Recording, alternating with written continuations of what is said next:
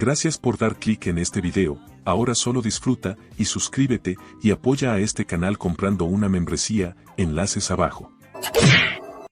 Capítulo 3. Accidente de contacto. El incidente de Onam. Este episodio, más conocido en tiempos posteriores como el incidente de Otsu, no es simplemente un caso de asesinato.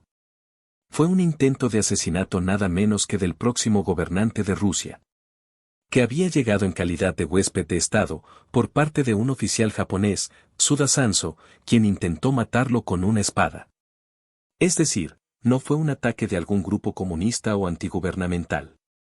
Podría decirse que fue un claro ataque del imperio japonés contra el imperio ruso. A esta historia, le he añadido un pequeño trasfondo turbio. ¿También mi abuelo habría muerto así? Por uno de estos ciegos sables. Su Alteza. ¿Qué sucedió con la voluntad de esa gente? Según los testimonios de los capturados y confesos durante el incidente, todos fueron exterminados. Sí, así fue. Quien ejecutó la venganza contra aquellos reaccionarios fue, de hecho, mi padre. Ah, qué incidente tan digno de expresar la ira de un zar. En lo personal y a nivel estatal, si mañana en Moscú anunciáramos una declaración de guerra, el mundo entero asentiría con la cabeza y diría: sí, sí, así son esos monos. Bien merecido lo tienen.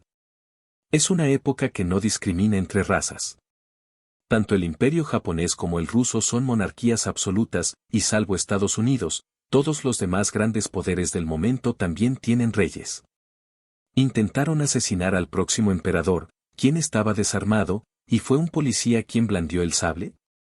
Incluso si acusamos a Japón de ser el instigador, no tendrían justificación. Es un golpe tremendo en nuestras manos, como esa cicatriz en mi frente hecha por un sable. Su Alteza, los japoneses desean subir al barco para ofrecer disculpas y asistencia médica. Infórmenles que he caído inconsciente, usando como pretexto la necesidad de tratamiento. Regresé inmediatamente al crucero Memory of Asobi, en la estrecha cabina, comencé a reflexionar sobre el panorama más amplio. El imperio ruso y el imperio japonés. ¿Cuál es el equilibrio de poder entre ambos? Primero, Rusia. Después de décadas de refuerzo militar, es un país capaz de reunir un ejército de 3 millones en un instante y cuya marina es la tercera más poderosa del mundo. En cambio, Japón, antes de firmar la alianza anglo-japonesa, carecen de transferencia de tecnología. Están batallando incluso para construir sus propios cruceros. Por supuesto, eso es solo la superficie. Pues si pensamos que la mayor parte de la fuerza militar del imperio ruso está concentrada en Europa, una guerra es inconcebible. Incluso ganando, es probable que no sea una victoria definitiva. Pero esta amenaza es posible. Como, por ejemplo, presionar a Japón usando Corea o China. Pero esto también podría terminar siendo un desgaste mutuo. La rivalidad entre Rusia y Japón en el lejano oriente podría provocar que amigos de otras islas lejanas, en algún salón de baile, acaben vestidos de kimono y bailando danzas cosacas. Sería un espectáculo interesante, pero no tiene sentido asfixiar a nuestro imperio solo por verlo. Por eso, no tengo intención de ampliar el incidente. Ni debo hacerlo. Pero eso es solo desde un punto de vista racional. Nosotros debemos estar llenos de emoción.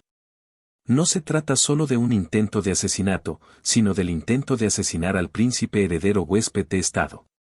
¿Y quiénes lo sometieron? El propio príncipe heredero y el príncipe griego, y el agresor fue un policía. Ningún país del mundo diría: ah, ya, qué pena. Pelear no es útil para nadie, así que olvidémoslo. Si así fuera, la Primera Guerra Mundial nunca habría ocurrido. Excelencia, soy el capitán. ¿Almirante Romen? Adelante. Una vez otorgada mi autorización, entra Romen Nikolai Nikolayevich. Él estaba a cargo de liderar las 6 embarcaciones que participaban en la vuelta al mundo y de velar por mi seguridad. Su Alteza, ¿se encuentra bien? Almirante, no hay de qué preocuparse. Solo me hice un corte en la frente. El médico dijo que, al ser en la cabeza, de haber sido más profundo, habría puesto en riesgo su vida. pero fue superficial. Su Alteza, escuché que regresó tambaleándose. Lo hice para que ellos vieran que estaba herido. No es como si hubiera perdido mucha sangre, entonces, ¿por qué habría de tambalearme? Solo puse la excusa de que el impacto me había dejado débil de cuerpo y mente. Aunque parece que el príncipe Takeito causó un alboroto entre sus allegados, pensando que iba a morir. Exactamente la reacción que quería. Le aseguro que este incidente no tendrá ninguna consecuencia para usted, almirante. Mi familia, a pesar de lo que aparenta, está formada por generales establecidos en la capital. Puede dejar de preocuparse por mí. Ah, claro. Si está a cargo de acompañarme en esta vuelta al mundo, no puede ser de cualquier origen. Incluso el padre del almirante Romen era general de división, ¿no? Más bien, hay algo que quiero preguntarle. Dice que, a pesar de sus allegados, desea que yo maneje el contacto con los japoneses. Ah, ¿te refieres a eso? Mis allegados. Es decir, aquellos que en este viaje han estado siempre a mi lado, charlando, leyendo libros y comiendo conmigo. Son jóvenes de familias nobles o de altos cargos, pero, no sé.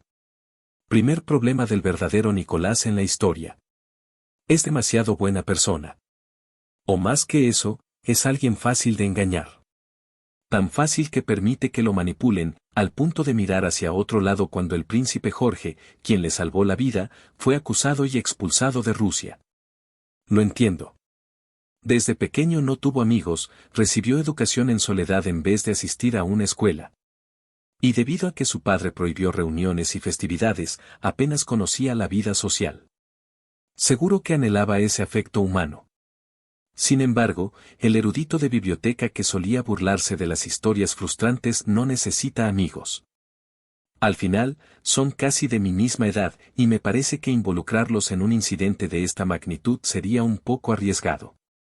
Esto afecta directamente a mi seguridad, así que es mejor que el almirante se encargue.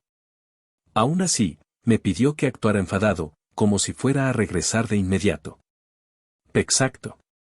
No quiero mostrarme magnánimo. Quiero dejar abierta la posibilidad de que este incidente crezca. Su Alteza, la situación en el lejano oriente es muy delicada en este momento. Tanto China como Corea están en caos, y apenas llevamos medio siglo en esta región. Lo sé, claro que lo sé. Pero eso es solo lo que dicta la realidad. El almirante Romen repite exactamente lo que acabo de pensar. Pero, como he dicho, eso es solo un argumento puramente racional. Soy el príncipe heredero del imperio ruso. Y ese príncipe casi muere. ¿Quiere la guerra? Ay, por favor. ¿Crees que he perdido la cabeza? Entonces, mostrarse magnánimo podría ser beneficioso para las relaciones futuras en Asia. Ah, ¿qué voy a hacer contigo si no entiendes? Ante la actitud insistente del almirante Romen, quien intenta convencerme, suspiro y decido dejar de lado cualquier pretensión de nobleza. Almirante Romen. Sí, Su Alteza. Quiero sacarles algo. ¿Me entiendes? Estoy diciendo que quiero una indemnización masiva por parte del imperio japonés. ¿Qué me han cortado con una espada y debo pasar por alto esto con una sonrisa? Ya sería poco si me tirara al suelo y fingiera para cobrar un seguro, y ahora pretenden que me deje pisotear sin más. Entonces me está pidiendo que vaya como representante y les exija dinero. Sí. Exactamente. Al fin y al cabo, no es apropiado que un príncipe heredero se presente en persona a cobrar dinero de manera tan directa. Así que, como eres militar, ve tú y haz el trabajo de intimidarlos. Menciona la posibilidad de guerra, aunque sea solo de pasada. Sé que no es un secreto para nadie, ni para mí, ni para el almirante Romen, ni para el propio príncipe Takeito. Que Rusia apenas está comenzando la construcción de la base del ferrocarril siberiano y que no tiene los medios para enviar una gran cantidad de tropas al lejano oriente. Pero, ¿y si Rusia declarara la guerra de verdad? Estamos en un momento tenso con Japón, que no deja de intervenir en Corea, buscando oportunidades en todas partes. El almirante será el encargado de la negociación, pienso. Solo tiene que sentarse y repetir $4 sin cesar. Primero pedirán disculpas, luego se alterarán, pero al final aceptarán. Porque yo soy un príncipe débil y sin importancia, pero mi padre es una historia completamente distinta. ¿Qué dices? ¿Puedes hacerlo? Te tengo que informar de esto a San Petersburgo, ¿para qué? Ay, hombre. ¿Qué sentido tiene llevar esto a la capital del imperio cuando sucedió en Otsu? No quiero escalar el incidente ni pasarlo a instancias superiores. Quiero resolverlo aquí. Si no lo logramos aquí, no solo se hará un poco más grande, sino que se convertirá en un problema colosal. El almirante Romen, sin responder de inmediato, me miró como si quisiera asegurarse de que hablaba en serio. Le devolví la pregunta. ¿Es posible? Sí. Al hablar de forma tan directa, obtengo justo la respuesta que quería. Bien, entonces ve y asusta a ese país, que tiembla de miedo. Ya tienes por escrito lo que necesitamos que consigan. El almirante Romen, quizás sin entender del todo, inclinó ligeramente la cabeza mientras salía, pero no me preocupa.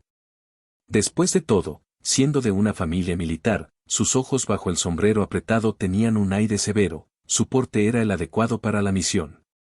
Y es que, en esta época, la tarea principal de un soldado es extorsionar.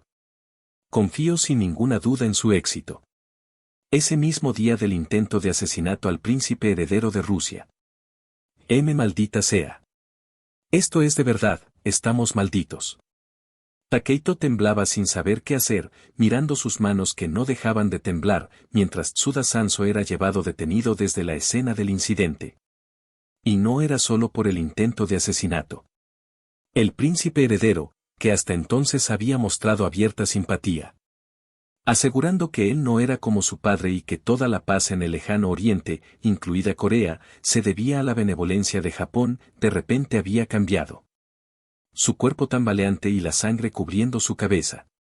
Y mi padre tenía razón. Los intérpretes que se encontraban allí se acercaron a Takeito, repitiéndole una y otra vez las últimas palabras del príncipe heredero para asegurarse de que las había comprendido. ¿Y quién era el padre del príncipe? Alejandro III. Un monarca guerrero, conocido en todo el imperio ruso como un militar hasta los huesos, que nunca dejó de expandir los territorios del imperio. Era famoso por su altura, que superaba por 2 cabezas la de cualquier persona común, y por la anécdota de haber levantado él solo el techo de un tren para salvar a su familia. Si el amable príncipe heredero había cambiado tan drásticamente, ¿qué pasaría si este incidente llegara a oídos del zar? Esto podría escalar hasta convertirse en una guerra. Puede que él, como príncipe, no entienda mucho de diplomacia o política, pero ha estado en el ejército y sabe algo con certeza. Si Japón se enfrenta a Rusia, el imperio japonés quedará dividido en tantas partes como islas tiene. Si por el simple viaje del príncipe heredero están acompañados por 6 buques de guerra. ¿Qué sucederá si llegan la flota del Báltico y la flota del Mar Negro desde Europa? Es una situación imposible de manejar para un simple príncipe. Ya está fuera de sus manos, pero el problema es que ni siquiera aquellos en las más altas esferas podrían resolverlo. Algo como esto ha estallado. Y todo por culpa de un simple policía asignado a vigilar desde la comisaría de Morioka. No sabe por qué un tipo así fue elegido como policía, ni cómo terminó blandiendo una espada. En este momento, el príncipe siente que le duele más la cabeza que al propio Nicolás, el príncipe heredero herido. Con un grito furioso para calmarse, su mente se aclara un poco. Al ver la espada larga metida en el rickshaw, se da cuenta de que no es el momento para gritar allí mismo. Debe dirigirse de inmediato a la embarcación de los rusos, ya que, después del incidente, el príncipe heredero no ha regresado a su alojamiento, sino a su propio barco. Necesita encontrarse con él, suplicarle hasta desgastarse los dedos o incluso llorar, hacer lo que sea necesario. Este incidente no puede escalar. Si lo hace, yo también quedaré atrapado en esto. Tiene que ser un asunto que se detenga en el príncipe heredero y no llegue hasta el zar Alejandro III. Si el zar se enfurece, el incidente se propagará a Tokio en un abrir y cerrar de ojos. Por eso, debe ser el primero en ver al príncipe heredero. Al menos necesita confirmar que está bien. Sin embargo, cuando Takeito llega al puerto de Siga, no se encuentra con el príncipe heredero. «Sí, señor almirante. ¿Está el príncipe heredero bien?» Se desplomó en cuanto llegó a la cubierta. Parece que el alivio de alcanzar un lugar seguro lo dejó exhausto. Según el médico, el impacto no ha sido pequeño, y no se sabe cuándo se recuperará. Ah. Como almirante a cargo de la flota, tengo órdenes del zar de protegerlo, y cumpliré esa orden a cualquier costo. ¿Qué quiere decir con eso? Quiero decir que descienda de la cubierta. Esta es mi última advertencia. Una hostilidad evidente. Los ojos del almirante Romen que ve Takeito están llenos de una determinación inquebrantable de hacer lo que sea necesario para proteger al príncipe heredero.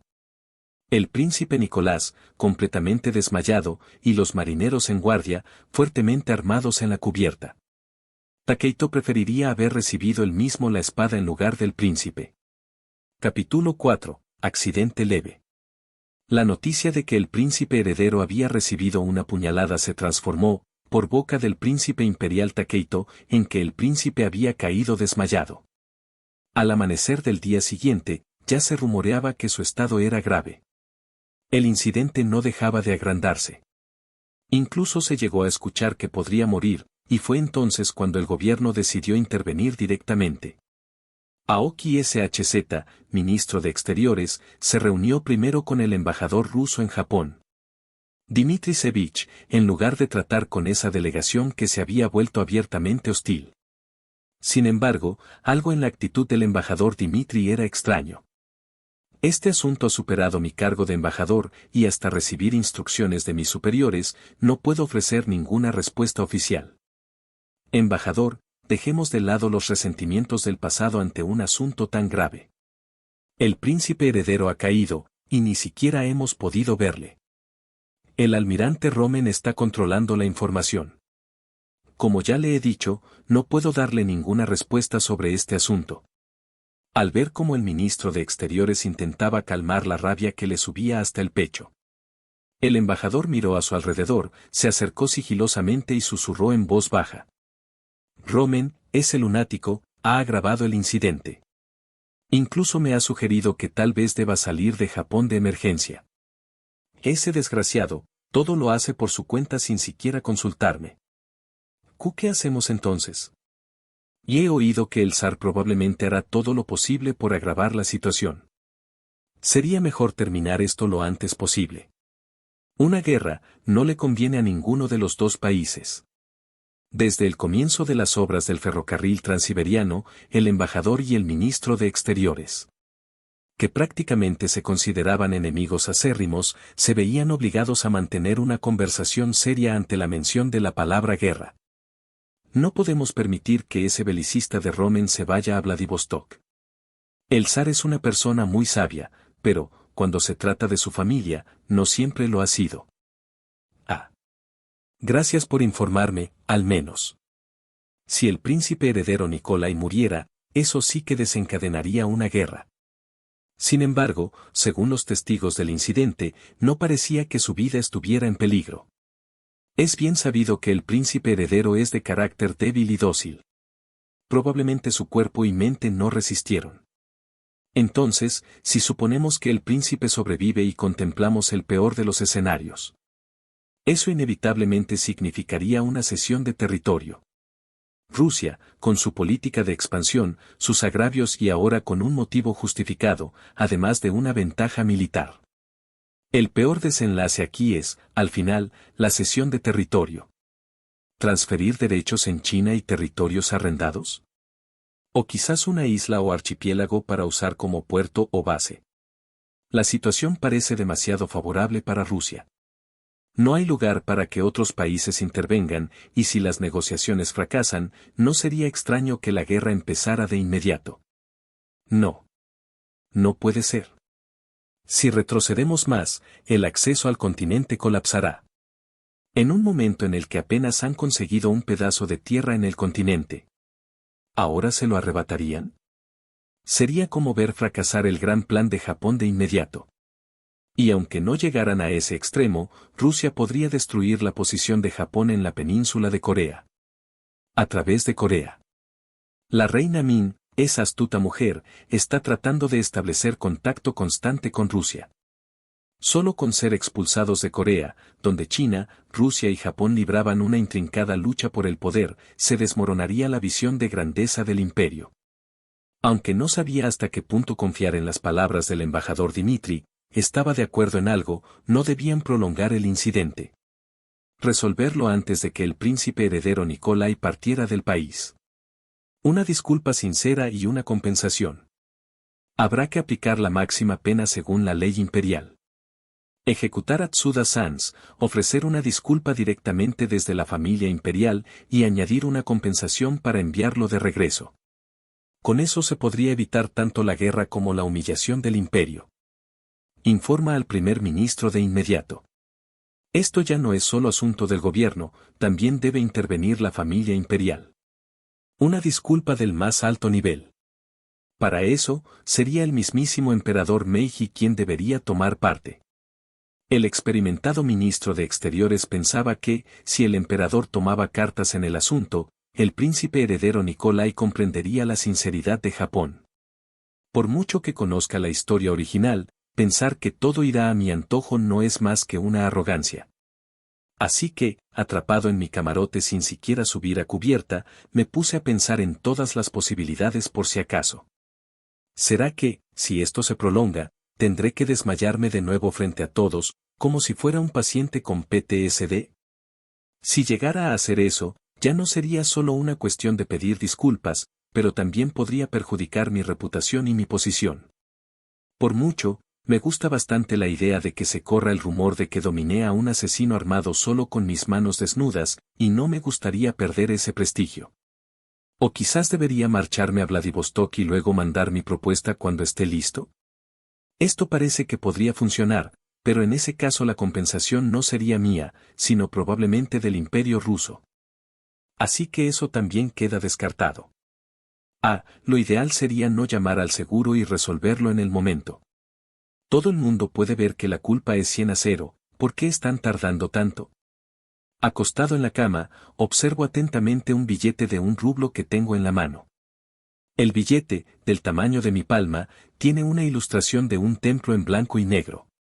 En el centro del templo está grabado el año de emisión y a los lados, el número de serie, el dinero del Imperio ruso. Al final, todo es por dinero. Rusia es un país que necesita dinero. ¿Por qué fue tan difícil la reforma en el Imperio ruso y por qué su fuerza militar fue decayendo poco a poco? La razón es que no tienen dinero. Lo único que exporta este país son productos agrícolas, nada especial. Por otro lado, sus importaciones dependen enormemente de otros países. Y mientras los demás avanzan, este país sigue como un carruaje atrapado en el barro de las Rasputitsa. Entonces yo, como príncipe heredero, ¿tengo mucho dinero? No, no tengo. Claro que poseo tierras, obras de arte, edificios y negocios de la familia imperial, pero la mayoría de esas cosas son ambiguas como patrimonio personal y difíciles de vender. Y, por supuesto, no puedo vender títulos o cargos públicos como en ciertos países. Así que solo me queda quedarme tumbado. Aunque suene raro, lo cierto es que todavía me duele la frente. Unos 50 millones de yenes serían lo justo. No estoy completamente seguro, pero escuché que el presupuesto anual del Japón actual ronda los 100 millones de yenes. Parece mucho, pero este país es uno de los pocos que aún no ha implementado el patrón oro, así que si les falta efectivo, estoy dispuesto a aceptar otros bienes. En comparación con Alemania, que después de una breve guerra sacó 5.000 millones de francos a Francia, yo soy bastante moderado. Si estallara una guerra, ni con 500 millones de yenes sería suficiente. Y ellos mismos van a aporrear a China en unos años y sacarle 7 u 8 veces más que eso. Su Alteza, esta noche el almirante Romen notificará a los japoneses que Su Alteza ha recobrado la conciencia. Oh, perfecto. Por fin se abre la primera puerta de negociación. No pido mucho. 10 millones de yenes por cada centímetro de mi frente. Si no les gusta, pueden intentar hablar de nuevo con mi padre. Claro, aunque los métodos de conversación serían algo diferentes. Mañana cumpliré 50 años. Experiencia en combate, construcción de campos minados en el río Lene, bombardeo de monitores turcos. Carrera militar, desde oficial en un modesto barco escolta hasta almirante de un crucero, el almirante Rommel. Él se pregunta si esto que está haciendo realmente tiene sentido. Aún así, es una orden, así que solo le queda cumplirla con todo su empeño. En 2 días, Su Alteza el Príncipe Heredero ha recobrado la conciencia y ahora está muy enojado. Bien, nosotros podríamos disculparnos personalmente. No desea ver a nadie. A lo sumo, ha permitido que sus allegados y yo mismo lo visitemos. Ah. ¿Por qué? ¿Por qué hicieron eso? El almirante Rommel hizo una pausa, llevándose las manos al rostro como para recobrar la calma, y luego continuó hablando en un tono más controlado. ¿Por qué le hicieron eso a alguien tan amable? ¿De verdad la situación no tiene nada que ver con el gobierno japonés?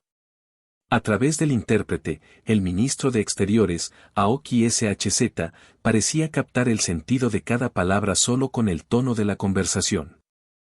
Este es el mayor problema. Que el príncipe, que al principio mostraba tanta amabilidad inclinándose para saludar, ahora se ha vuelto hostil. No es solo una cuestión de disculparse y que el otro lo acepte.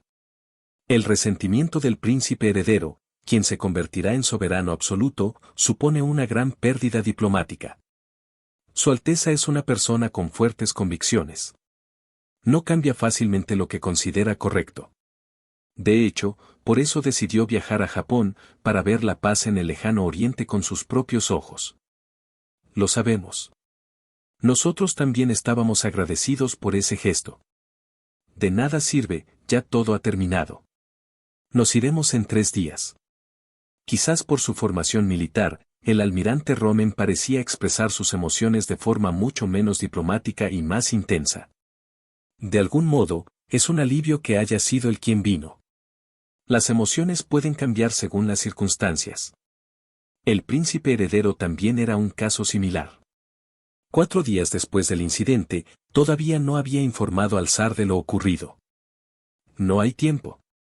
Debo encontrar una excusa para que se queden un poco más y resolver todo de manera impecable durante ese tiempo. Simulando empatía y una expresión de preocupación que no podía ocultar, Aoki empezaba a ver una pequeña esperanza. De todas formas, dado que Su Alteza se ha negado a reunirse, yo tomé la iniciativa. Así que, ya sabe. Su Majestad el Emperador. ¿Qué? Su Majestad el Emperador vendrá personalmente a Kioto. Por favor, quédense hasta entonces. Había jugado su mejor carta. Si rechazaban esto y se marchaban, parecería que ellos también rechazaban la disculpa. HMPH, Ministro de Exteriores. Le acabo de decir que Su Alteza evita cualquier encuentro con extremo rechazo.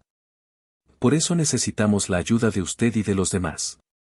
Hablando sinceramente, que Su Majestad venga significa que estamos dispuestos a aceptar cualquier disculpa, compensación o propuesta. Es una muestra genuina de nuestras intenciones. Ya veo que hablan con sinceridad. Una vez se ha derramado el agua, no se puede quedar uno de brazos cruzados. Por eso, incluso a un simple almirante como tú me dirijo de esta manera. Vamos, dímelo todo sin reservas. Si esta negociación se hubiera tenido que hacer con alguien llegado de Vladivostok, o incluso solo con el embajador Dmitri, era predecible el rumbo que tomaría. Seguramente habrían intentado deslizar el tema de los territorios sobre la mesa, relacionándolo con este problema. Por eso, es mejor resolverlo aquí, sin dejar resentimientos futuros ni causar un gran daño. Aunque hablar de esto conmigo. Perdón por decirlo así, pero en ausencia de Su Alteza Nikolai, usted es el máximo responsable en este momento. ¿Es así? Entonces, permítame proponer algo que considere la mejor opción para Su Alteza.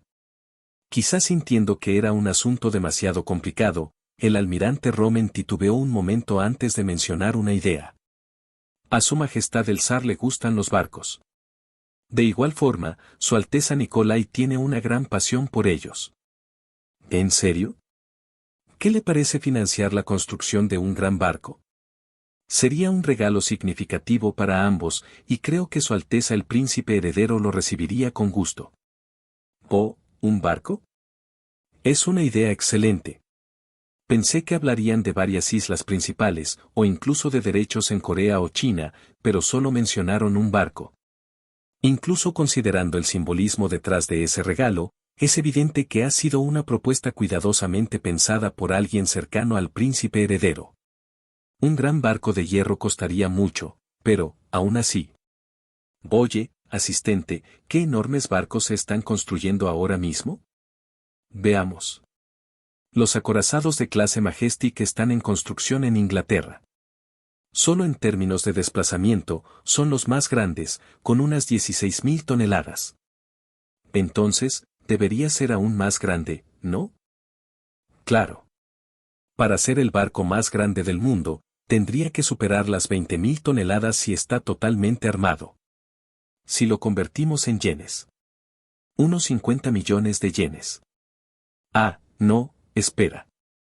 Nosotros no somos Inglaterra, así que, si lo construimos por nuestra cuenta, costará más. Mínimo, unos 60 millones de yenes. El intérprete le susurraba la traducción en tiempo real, y por un momento Aoki pensó que había un error en la cantidad, pero las cifras y términos que oía eran consistentes. He pasado toda mi vida encubierta, así que no tengo muy claro cuánto es eso. En cualquier caso, calculémoslo en unos 60 millones de yenes en moneda japonesa. Bueno. ¿Qué importa el dinero? Con qué venga su majestad el emperador, lo que realmente cuenta es su sinceridad, ¿no cree? Indemnización. Era evidente que lo que pedían era una cantidad equivalente a una indemnización. La decisión volvía ahora a las manos de Aoki SHZ.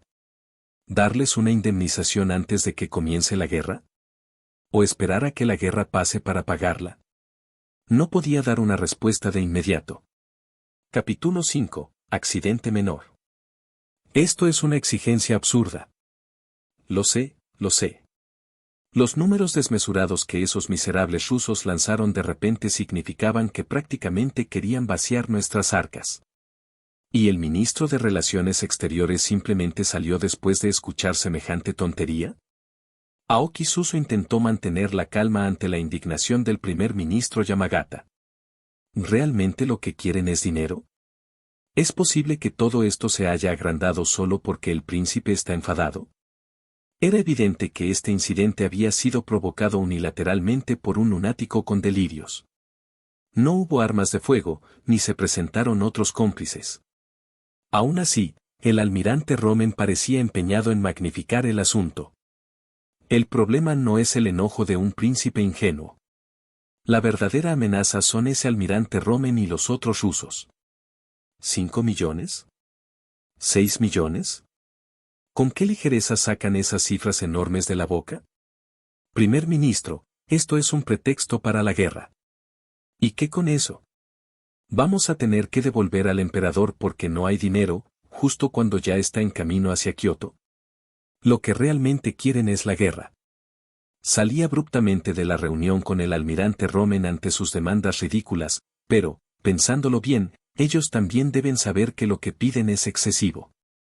Apenas mencioné que su majestad el emperador se dirigía a Kioto y enseguida lanzaron esas cifras astronómicas. Es decir, ni siquiera tenían intención de resolver esto en silencio desde el principio. Fui ingenuo. Pretendía resolver el incidente de forma discreta, pero ellos, apenas surgió la oportunidad, ya tenían planes más grandes en mente. Están intentando aplastar de raíz el espíritu del gran imperio japonés por el miedo que sienten. O quizás, antes de que se termine la construcción del ferrocarril transiberiano, su influencia en el lejano oriente disminuirá día a día. ¿De verdad cree que quieren la guerra, ministro de Relaciones Exteriores? El principal abanderado de la facción dura rusa contra Japón es el embajador Dmitri. Y aún él, al oír la palabra guerra, retrocedió un paso. Pero los oficiales militares ahora tienen en sus manos el pretexto y la oportunidad perfecta. El joven príncipe está enfurecido, lo cual será suficiente para convencer a Alejandro III, y para ellos es otra oportunidad más, especialmente si tienen cruceros acorazados a montones. ¿Y cree que un simple almirante, como Romen, ¿Podría haber tramado un plan tan gigantesco? ¿Le parece lógico? Antes de reunirme con el primer ministro, ya había reflexionado sobre esto muchas veces. Por estrecho que sea el canal de comunicación y fuerte que sea el pretexto, resulta excesivo pensar que un simple almirante haya ideado todo esto. Las miradas se concentraron en Aoki Suso, esperando a que hablara. Entre ellos había militares, políticos y nobles. Todos ocupaban altos cargos en el gabinete. Es que nadie lo ha notado. Y esto aumentaba la angustia de Aoki. A pesar de que la situación había llegado a este punto, nadie parecía dispuesto a enfrentar la realidad. La razón por la cual el embajador Dimitri, quien siempre estaba ansioso por entrometerse en todo, permanecía en silencio. Mientras que el almirante Romen, por otro lado, parecía estar aprovechando esta oportunidad para agravar el asunto.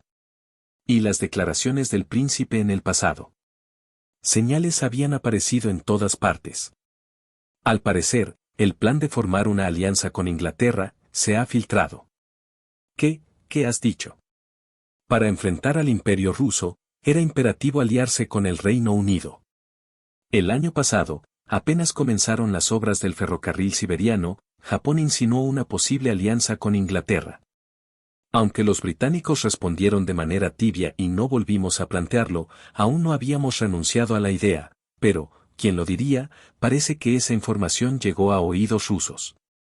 Es probable que el embajador Dimitri, aquí en Japón, no lo supiera. Aunque dentro del propio imperio ruso sí lo supieran. ¿Lo comprende? La situación actual no se trata de la cantidad exigida por el almirante Romen, ni de los sentimientos del príncipe. Ellos realmente desean la guerra. Después de haberlo declarado abiertamente frente a todos, Aoki sintió que, en lugar de un alivio, su visión se oscurecía poco a poco. Yo, corriendo de un lado a otro. ¡Qué patético! Desde el principio, ellos nunca tuvieron la intención de terminar esto aquí. Si llegamos a enfrentarnos a Rusia, tendríamos alguna posibilidad de ganar. No, no la tenemos. Sí, ahora mismo no la tenemos. Realmente, fue por poco. Si hubiéramos dejado ir al almirante Romen sin más, habría regresado con una flota aún más grande. No puedo dejarlo así. Había una sola forma de poner fin a esta gran conspiración a tiempo. Aceptar esa maldita propuesta que ellos mismos lanzaron esperando que la rechazáramos.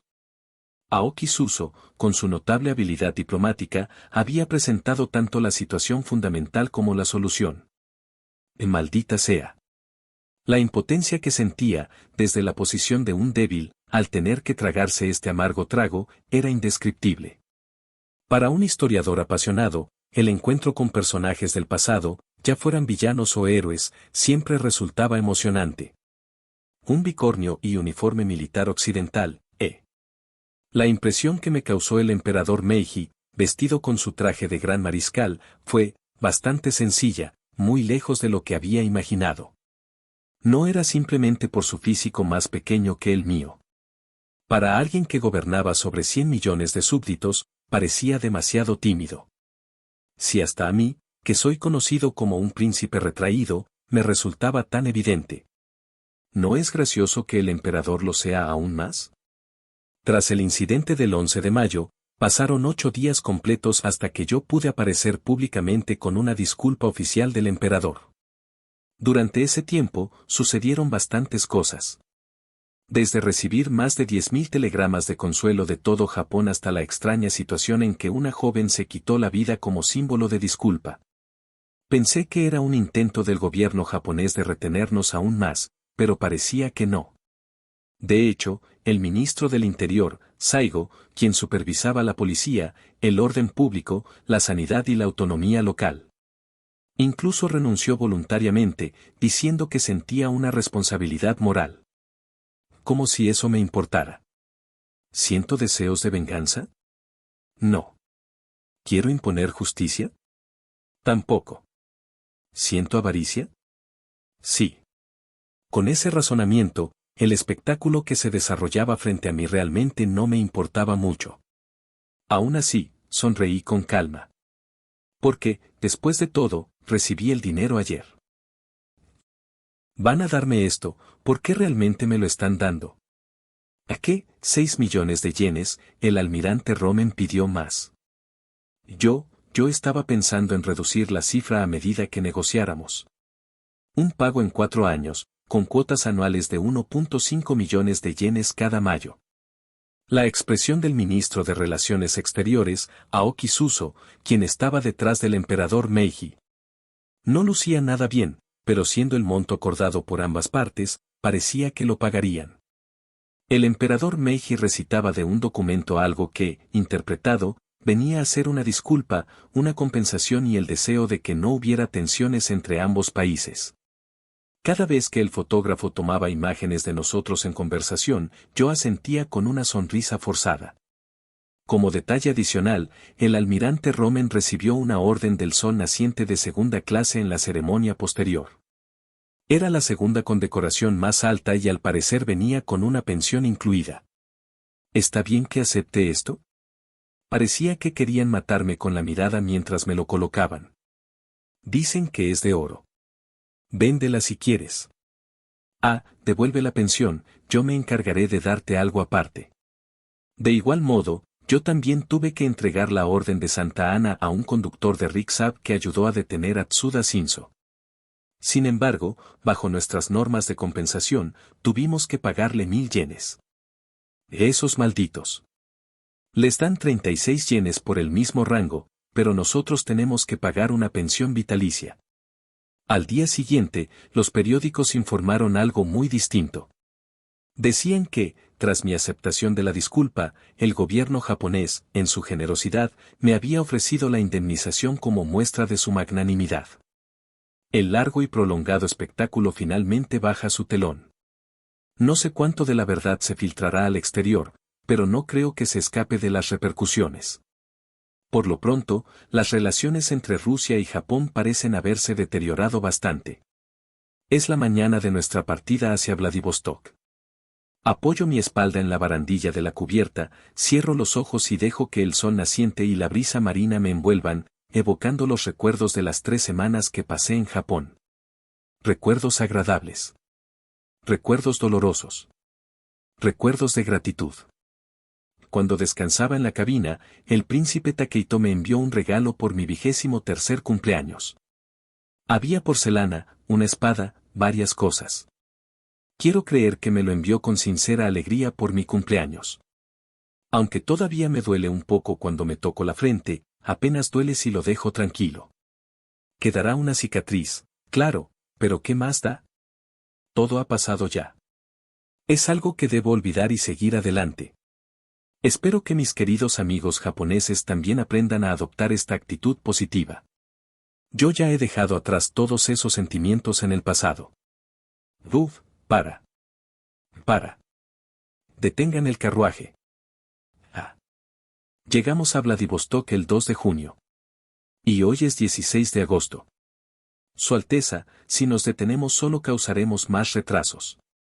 Sí, ya lo sé. Lo sé muy bien. Pero seguir avanzando por un camino tan desastroso hará que me muera antes de llegar. Solo debe soportarlo hasta hoy. No queda ni 3 horas, y en San Petersburgo ya nos están esperando. Siempre con tus sermones.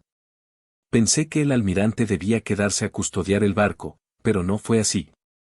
Resulta que el almirante Romen vino desde el principio para garantizar mi seguridad y me acompañará hasta San Petersburgo. El tiempo necesario para ir de Vladivostok hasta la capital, San Petersburgo, por tierra, 3 meses. Esto es realmente una locura. Exactamente 3 meses y 2 semanas. Yo hubiera preferido regresar por la ruta más corta, pero en mi posición de príncipe heredero en una vuelta al mundo. Hasta construyeron un arco de triunfo en Blagoveshchensk para un evento, o me obligaron a dar discursos a los colonos en medio de la nada. Qué agotador es este estatus. El camino de regreso a la capital fue una auténtica pesadilla. Ahora entiendo perfectamente por qué en esta época casi nadie se aventura a hacer viajes. Almirante Romen dijo que si fuera invierno nos tomaría más de 3 meses. Es en caso de éxito en la travesía. Si hubiera accidentes o quedáramos atrapados en la nieve, podría llevar incluso más de 4 meses. Ahora entiendo por qué los trabajadores de los gulags fueron enviados a construir el ferrocarril. Conectar este camino por vía terrestre ya es una locura. Imagínate hacerlo por tren. Jamás. No volveré a poner un pie en el lejano oriente. Al menos no hasta que ese ferrocarril esté completo. De repente, entendí por qué Rusia perdió la guerra ruso-japonesa.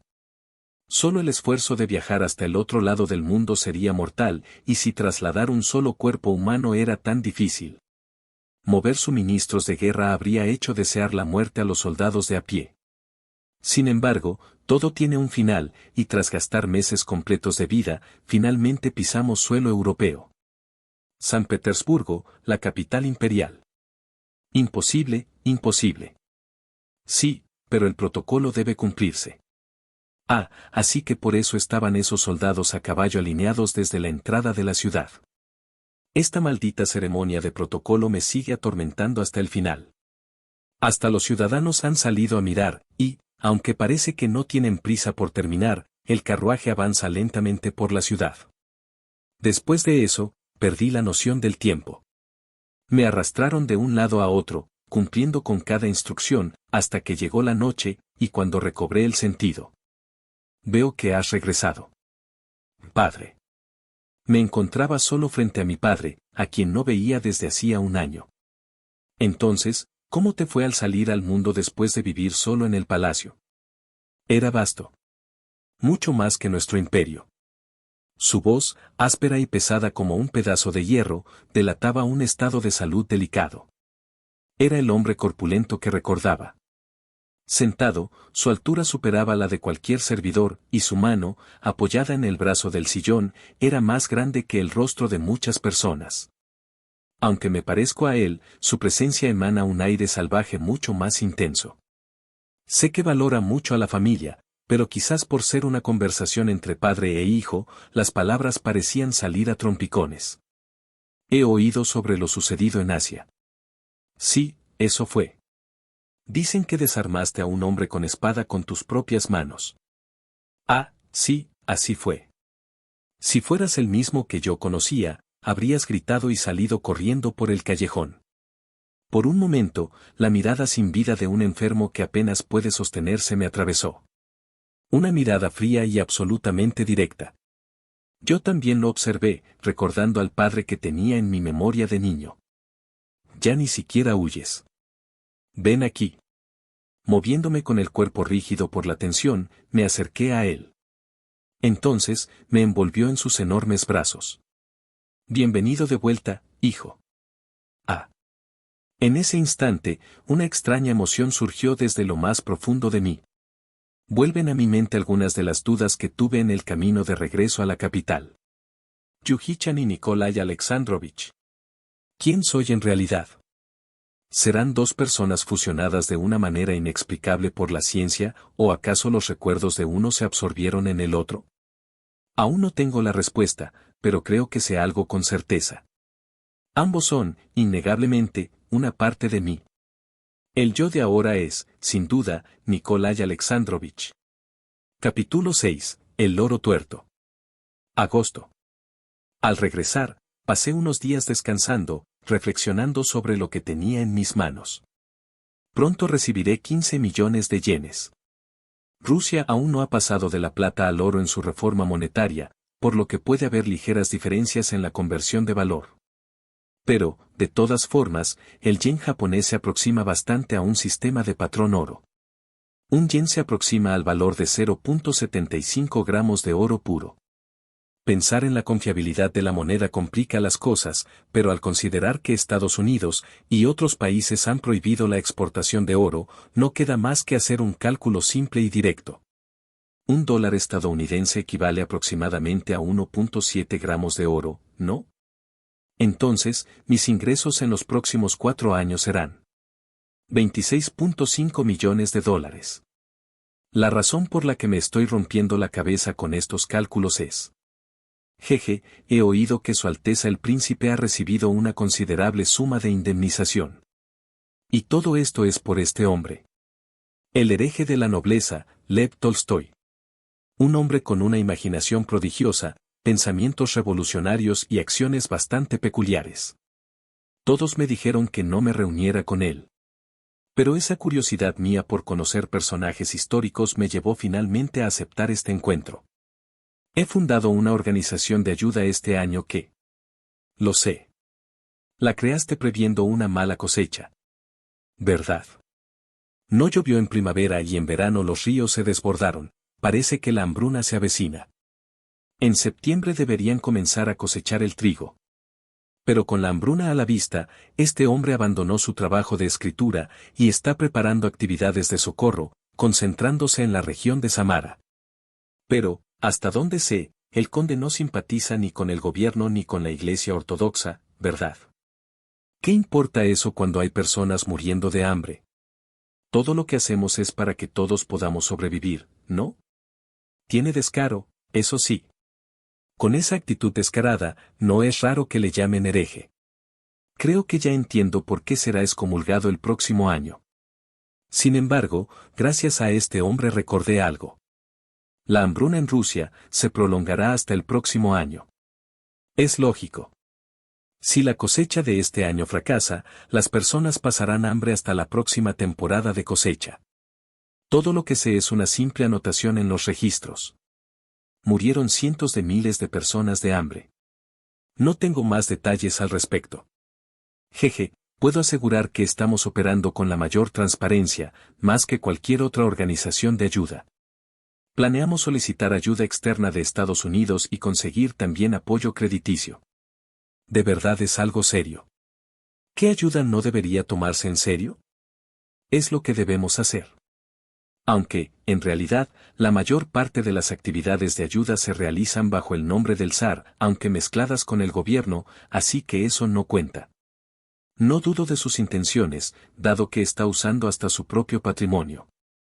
El problema es que, por más dinero que Japón me dé, repartir alimentos a millones de personas se esfumaría como la nieve en primavera. Era natural que supusiera que, al recibir una gran suma, muchos se acercarían a mí. Durante los últimos meses había estado pensando en cómo utilizar ese dinero, y el uso más evidente seguía siendo el Extremo Oriente, pero... ¿de verdad le resulta difícil? No, debo hacerlo.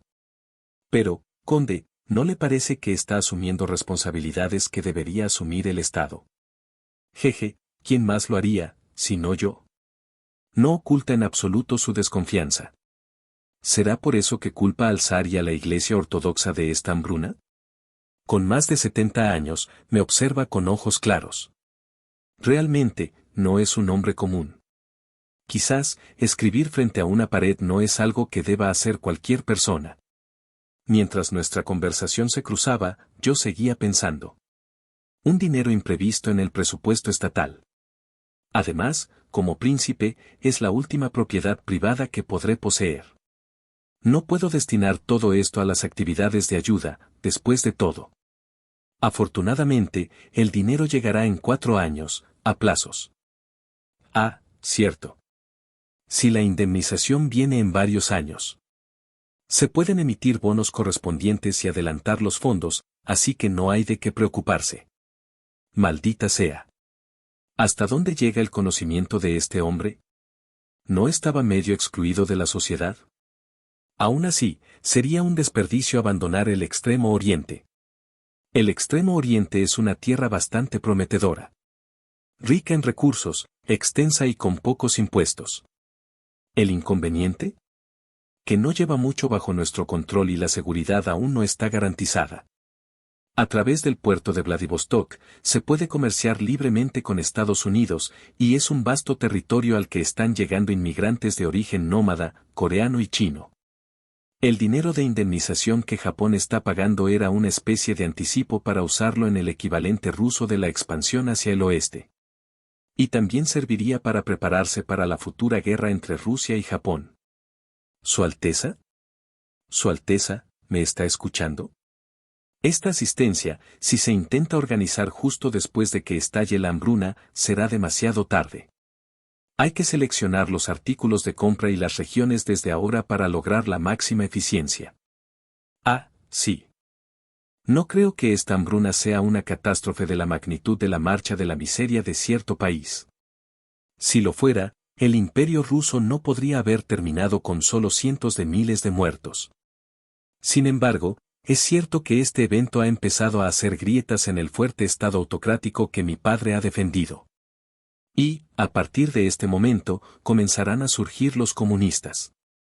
Si acabo destinando todos los fondos al fortalecimiento militar en el Extremo Oriente, no haré más que avivar el terrorismo comunista, no disminuirlo. Y si gasto todo en asistencia, tal vez solo logre retrasar un poco la caída del imperio. Conde, a propósito. No queda más que un término medio. ¿Qué te parece la idea de reubicar gente este mismo año? De repente, ¿a qué se refiere? Es decir, que además de la asistencia en las zonas afectadas por las malas cosechas, promovamos la migración. Y que la apoyemos con un año de provisiones. ¿Migración? ¿A dónde se refiere exactamente? A esas tierras lejanas del Extremo Oriente. Ya estamos recibiendo inmigrantes allá.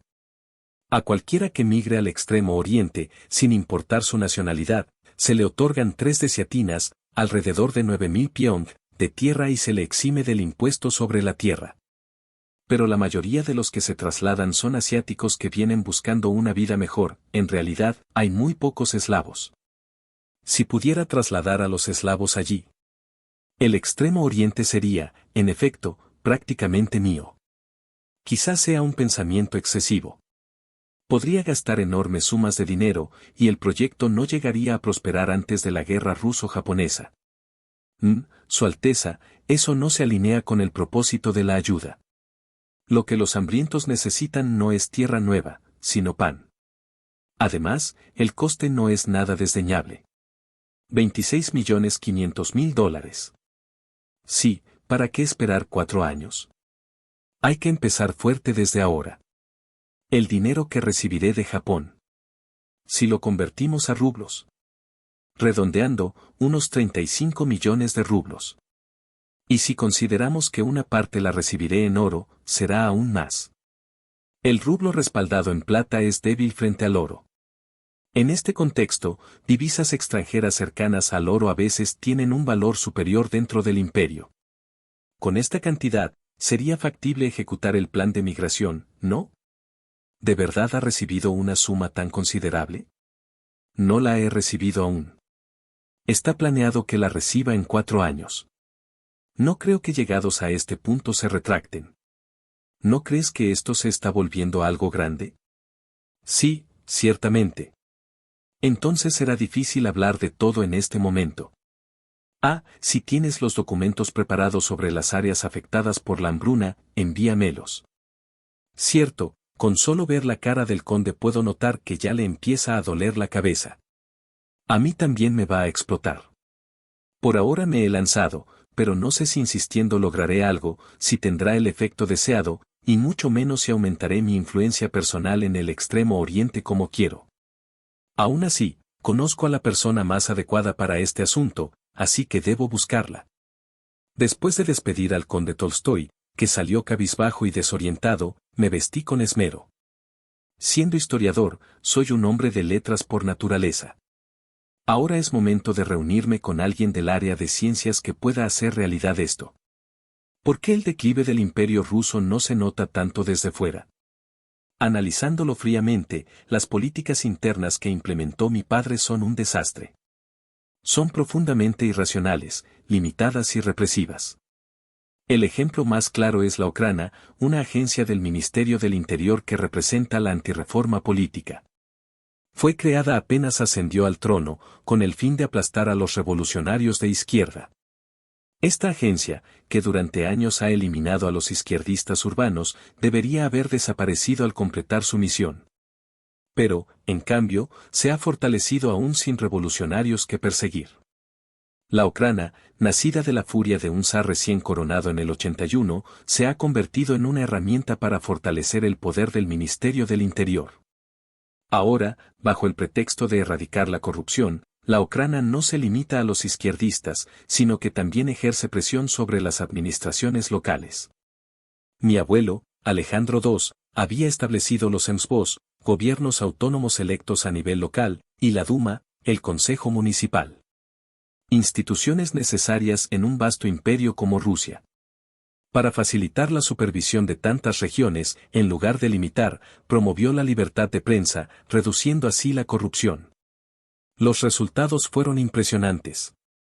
La corrupción disminuyó, la recaudación de impuestos aumentó, se construyeron infraestructuras regionales y, lo más importante, se implementó adecuadamente la educación primaria. Pero mi padre eliminó esa función de la prensa. Usando la Ucrania, cerró los medios que se oponían al gobierno y encarceló a todos los que se interponían en la unidad del Estado. Mi abuelo implementó reformas, mi padre, contrarreformas. Si mi abuelo valoraba la autonomía y la libertad, mi padre exigía unidad y obediencia. Censura religiosa, fomento del antisemitismo, persecución a los no rusos. Restricción de la autonomía universitaria, políticas nacionalistas, reducción de salarios para militares y funcionarios, aumento de impuestos a la nobleza, prohibición de la cultura de lujo, entre otras cosas. Aunque no estoy de acuerdo con todo, lo entiendo en parte. Al final, las reformas de mi abuelo lo llevaron a la muerte. Aún así, el poder excesivo y la dominación que ha seguido imponiendo son exagerados. Día tras día, el número de personas que osan oponerse al poder del zar ha desaparecido dentro del imperio, pero la presión en esta enorme caldera aumenta sin cesar, a punto de estallar en cualquier momento y lugar. Volviendo al principio. ¿Por qué, entonces, Rusia sigue creciendo externamente en lugar de colapsar? Su Alteza, el príncipe heredero lo está esperando. La razón es simple, por hombres como el que tengo justo delante. No quisiera estar robándole tiempo al señor ministro de Finanzas, con lo ocupado que debe de estar.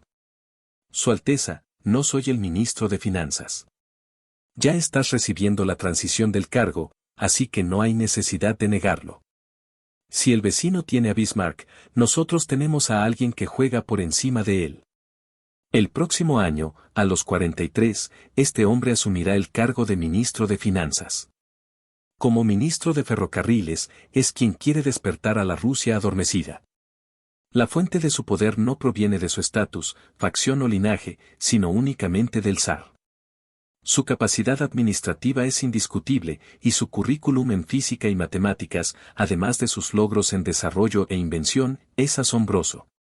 A él le expliqué la relación entre la mala cosecha que se espera este año y el desarrollo del Extremo Oriente. Incluso tras hablarle de las ideas que trajo el conde Lev Tolstoy, el ministro permaneció en reflexión. No es necesario asignar un presupuesto nuevo de inmediato, así que no debería ser una carga significativa. Además, es una política puntual, que a lo mucho durará 3 años. ¿Qué te parece? Al fin y al cabo, el desarrollo del Extremo Oriente es algo que se viene realizando desde la época de mi abuelo, ¿no es así?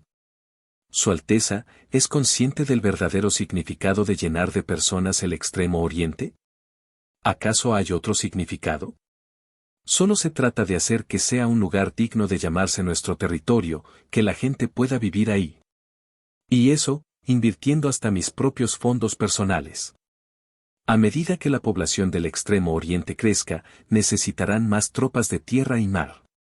Habrá que enviar administradores que aún nos faltan y, además, los conflictos entre etnias aumentarán. No hace falta mencionar que se intensificarán las fricciones diplomáticas y como el Extremo Oriente apenas paga impuestos, el déficit crecerá exponencialmente. El imperio está en este momento dividiendo y ahorrando sus recursos limitados para continuar con reformas graduales. ¿Quiere decir que debemos invertir más poder nacional en el Extremo Oriente? ¿Tan solo para aceptar la propuesta del conde Tolstoy? Su Alteza, ¿es realmente un territorio de tal valor? ¿Tenemos una razón de peso para hacerlo? Me quedé un poco desconcertado por las casi suplicantes preguntas del ministro de Finanzas, Sergei Witte, pero no era un tema que hubiese planteado a la ligera. Sergei Witte, el desarrollo del Extremo Oriente es tan importante como las reformas. El desarrollo del Extremo Oriente puede esperar hasta que se complete el ferrocarril transiberiano. No, en realidad, es mejor hacerlo en ese momento. Sí, estoy de acuerdo. Desarrollar esa vasta tierra sin ferrocarril es ineficiente, y lo ideal sería consolidarnos primero y expandir nuestra influencia cuando esté finalizado. Pero el asunto es que el tramo del río Amur tiene un plazo de finalización de 4 años.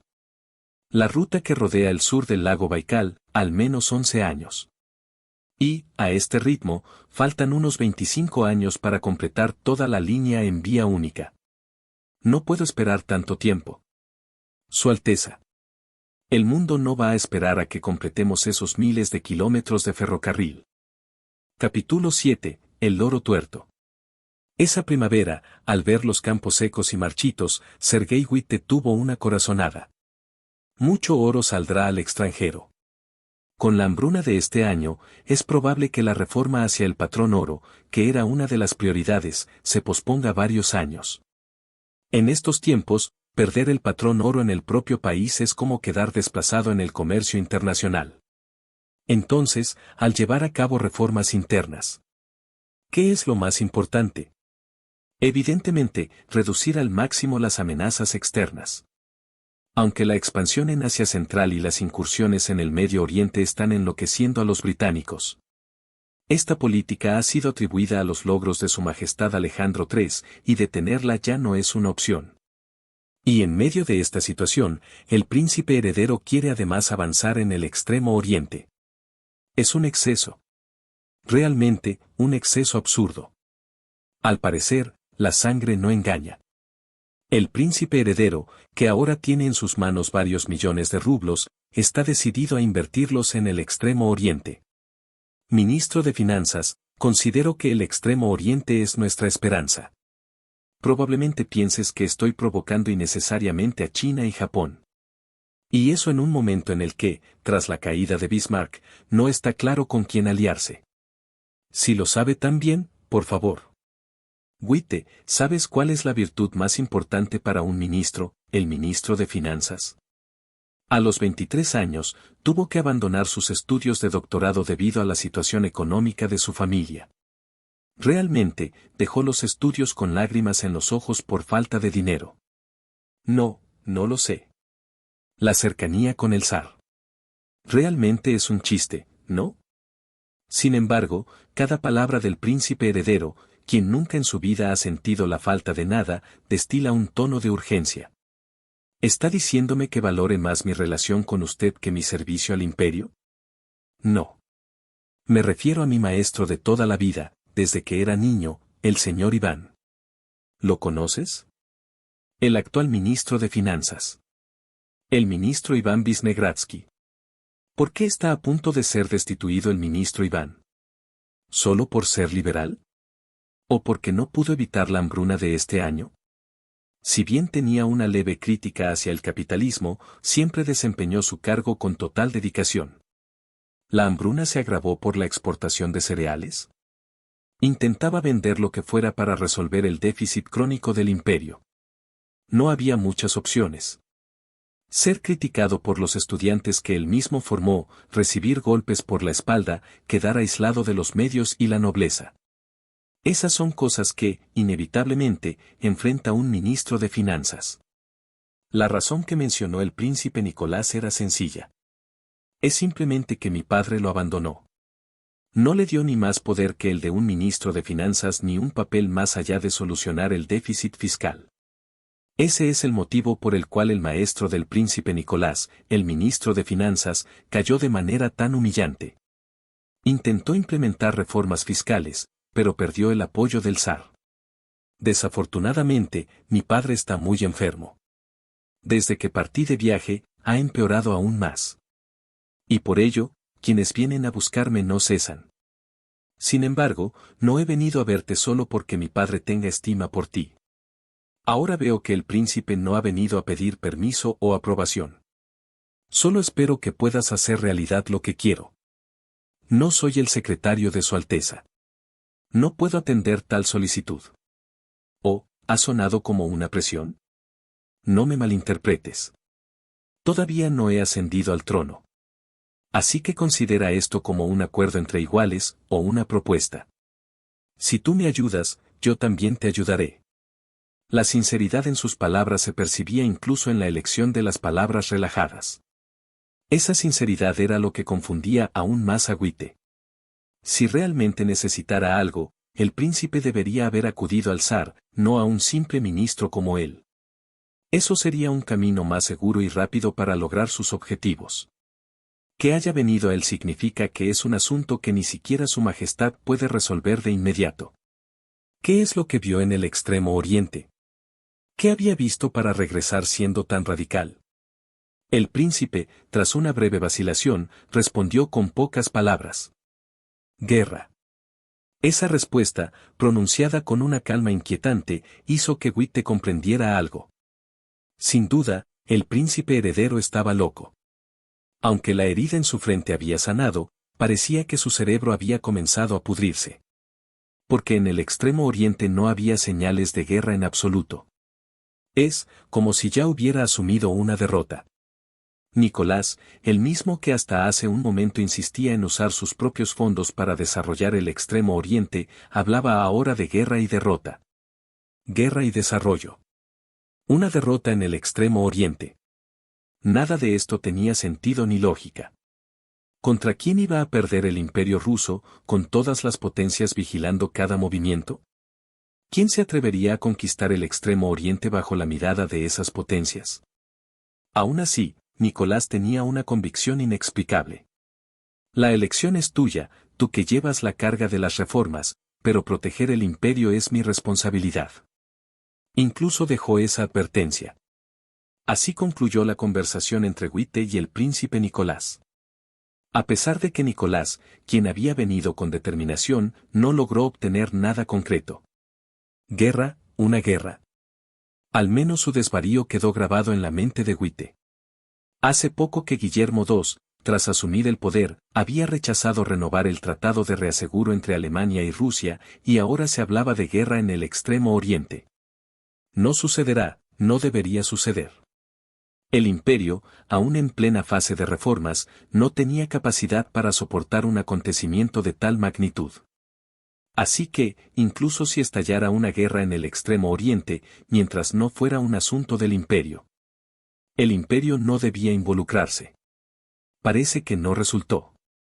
Mi propuesta de empezar a desarrollar el Extremo Oriente con mis propios fondos, pidiendo que el Estado apoyara un poco más con sus recursos y políticas, debió sonar a Witte como una orden irracional del príncipe heredero.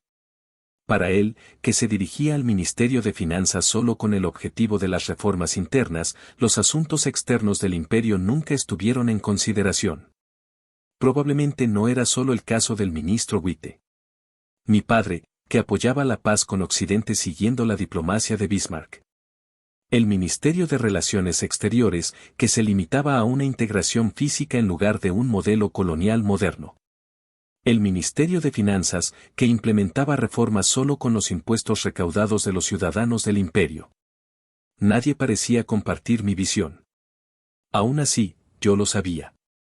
Aunque estemos ocupados con grandes reformas y apenas podamos respirar, sin tiempo para mirar hacia afuera, el destino del imperio se decidirá en ese lejano Extremo Oriente. ¿No lo cree usted también, maestro? ¿De nuevo con eso, Su Alteza? ¿Acaso el Extremo Oriente es tan fértil como las tierras negras del imperio, o está realmente repleto de minas de oro, como dicen los rumores? Maestro, debería apoyarme.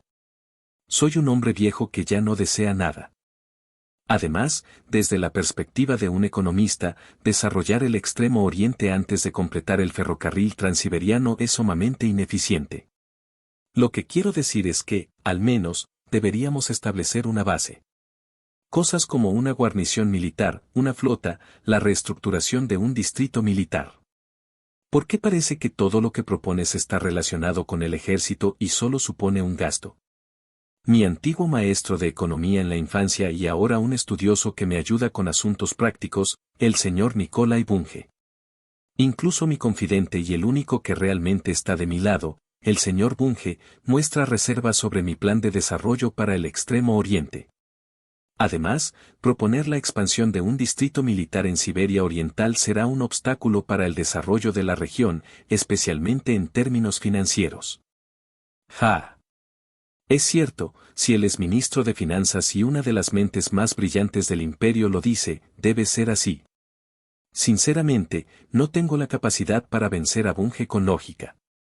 De hecho, este tipo de conversación se repite con todas las personas a las que he consultado.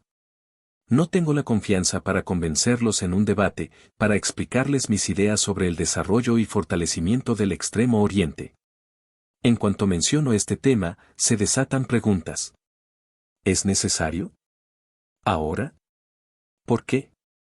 ¿Y las otras prioridades? Al final, solo se me permite hacer algo parecido a un niño comprando golosinas en una tienda.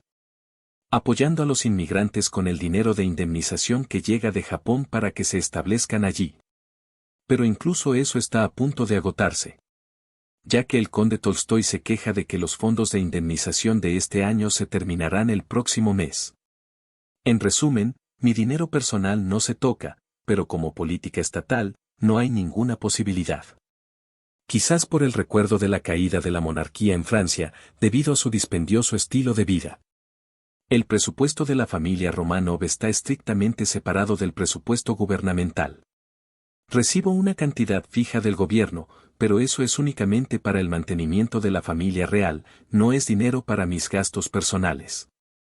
Sí, ya sabía que no sería fácil. Después de dar tantas vueltas. ¿No me tomó acaso 3 largos meses regresar de Vladivostok a la capital? Para ellos, desviar recursos hacia un lugar tan lejano como el Extremo Oriente suena tan improbable como desarrollar la luna. Pero no es momento de rendirse. Por eso digo que debemos prepararnos ahora para cuando se complete el ferrocarril transiberiano. He oído que Su Alteza propuso aumentar las tropas en el distrito militar de Amur. ¿Quién dijo eso? ¿No es así? Vaya, los rumores corren rápido. Claro, como representante de los ciudadanos en la Duma, te enteras de todo. Yo represento a los campesinos, no a los trabajadores. Me retiro ahora. Y ese Extremo Oriente está lleno de campesinos inmigrantes. Oye, no te escapes. Ellos no votan. Aún así, siendo el heredero oficialmente reconocido. ¿Quién se atrevería a oponerse abiertamente a mi primera idea? Pensé detenidamente en por qué el Extremo Oriente es tan vulnerable, a pesar de atraer tanta gente, y la respuesta es su baja calidad de vida. Por eso necesito la ayuda de ustedes. ¿Quiere decir que, incluso sin el ferrocarril transiberiano, esa región tiene potencial para un desarrollo comercial suficiente? Exactamente. ¿Acaso no tiene recursos y mano de obra abundante, y un comercio activo? ¿Acaso hay otra región en nuestro imperio que interactúe tan intensamente con Estados Unidos y el Extremo Oriente? Es cierto que el volumen de comercio con el imperio japonés y los Estados Unidos ha aumentado en esa región, pero... Su Alteza. ¿Qué? Estamos en el Ministerio de Educación. La educación en las provincias es responsabilidad de la Duma regional. Hasta que el ferrocarril transiberiano esté terminado, no queda más remedio que fortalecer la región por sí misma. Witte, tú eres mi última esperanza. Después de todo, es nuestra tierra, hay que establecer lo básico. Educación, industria, seguridad y, además, libre comercio. Asignen presupuesto de inmediato. Con el tiempo, las ciudades planificadas por el Estado se pondrán de moda, ya verás. Su Majestad no lo permitirá. Le repito que no hay presupuesto para eso. Pero es prácticamente una tierra sin ley. Hagamos que esos inmigrantes no puedan contentarse solo con asentarse. Transformémoslos. Como los cosacos, no eran todos inmigrantes unificados. 6 años de servicio obligatorio y 9 en la reserva. ¿Quién va a cultivar en el Extremo Oriente? Además, el ejército es un pozo sin fondo de gastos. Es imposible. Ahora, apenas me ven la cara, los funcionarios aprietan los documentos contra el pecho y huyen despavoridos. ¿Será mi imaginación, o el número de personas con las que me cruzo en los pasillos ha disminuido? Al final, no hay nadie más que tú. ¿Perdón? Roman Nikolayevich. Sí, Su Alteza. Dijiste que conocías al barón Andreikov, ¿verdad? Es amigo de mi padre. La última vez en Vladivostok, también le saludé. Tu familia tiene 5 generales en activo, sumando sus contactos, la red debe abarcar a todo el ejército, ¿no? Bueno, sí, debería ser así. Perfecto, entonces te daré una misión. Ve y dile al gobernador del Extremo Oriente que aumente las tropas en su distrito militar. Yo cubriré los costos con mis propios fondos. Así, de repente. Cuanto más lo pienso, más me doy cuenta de que, al menos en el distrito militar, es imprescindible incrementar las tropas. Su Alteza, si el gobernador incrementa las tropas por su cuenta, eso podría activar a la Ocrana del Ministerio del Interior. No me ponga en peligro constantemente. Yo solo quiero vivir en paz. Maldita sea, esto no, aquello tampoco. ¿Qué puede hacer el príncipe heredero en este país? ¿No es Rusia una monarquía autocrática, altamente centralizada?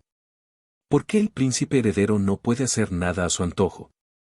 Maldita sea. Si tuviera al menos 40 años. Por más que grite o insista, nunca puedo escapar de la etiqueta de los planes imprudentes de un príncipe sin experiencia. Y aunque participo en las reuniones del Consejo de Estado, ¿acaso puedo sobresalir?